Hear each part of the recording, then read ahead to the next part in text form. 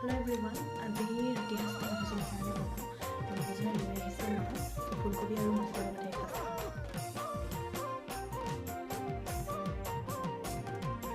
গুটি কলের কল ফুল তোকে দেখি মোর গন্ডগোল বাবাই বলে বহু বানাবো লাগাই দিল হুলস্থুল গুটি কলের কল ফুল তোকে দেখি মোর গন্ডগোল বাবাই বলে বহু বানাবো লাগাই দিল হুলস্থুল মই দেখি তোকে তই দেখি যে মোকে মোকে দেখা পালে তোর মন ডোলে না ডোলে